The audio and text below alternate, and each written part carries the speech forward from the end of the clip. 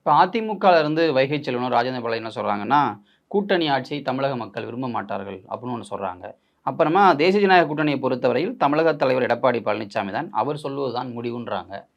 அப்போ ஏடிஎம்கே இவ்வளோ கிளியரா இருக்கும் பொழுது, பிஜேபி இந்த மாரி ஸ்டாண்ட மாத்துறதோ, இல்ல ஒரு சீண்டி பார்க்கும் விதமான ஒரு அணுகுமுறைய கையாள்றதோ எப்படி பார்க்குறது? சீண்டி பார்க்கறதுலாம் இல்லைங்க. தெளிவா அட்டாக் பண்றாங்க அவங்க வந்து. வைகை செல்வனும் ராஜேந்திர பாலாஜியா பேசுனேன். வைகை செல்வனும் ராஜேந்திர பாலாஜியும் மக்கள் இதை ஏற்றுக்கொள்ள மாட்டார்கள்னு சொல்றதே அபத்தமா இருக்கு.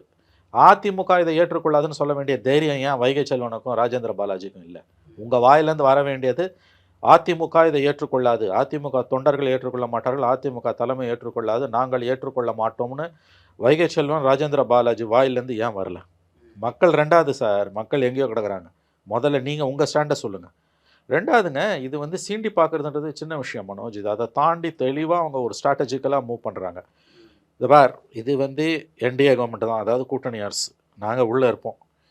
ஏடிஎம்கேலேருந்து ஒருத்தர் தலைவராக இருப்பார். அது எடப்பாடி இருக்கணும் அவசியம் இல்லை. ஒருத்தர்னு சொல்லும்போதே எடப்பாடியோட பொசிஷன் அண்டர்மைன் ஆகுது இல்லை, அது வந்து அவருடைய ஆளுமை சிதைக்கப்படுது. இதுக்கு மேலே இவங்க பிஜேபி கிட்ட எதை எதிர்பார்க்குறாங்கன்னு எனக்கு புரியல. இதில் பதில் சொல்ல வேண்டியது எடப்பாடி பழனிசாமி. வைகை செல்வனோ ராஜேந்திர பாலாஜியோ தலைமைக்கு 3 படி 4 படி கீழே இருக்கவங்க பதில் சொல்கிறது எந்த அர்த்தமும் இல்லை. அவங்களும் கூட வந்து குறைஞ்சபட்ச தைரியம் துணிச்சல் இல்லை. இதை அதிமுக ஒருபோதும் ஏற்றுக்கொள்ளாதுன்னு சொன்னால் கூட அவங்கள பாராட்டலாம். மக்கள் ஏற்றுக்கொள்ள மாட்டாங்க சார். மக்களை விடுங்க சார், முதல்ல உங்கள் கதையை சொல்லுங்கள் சார்.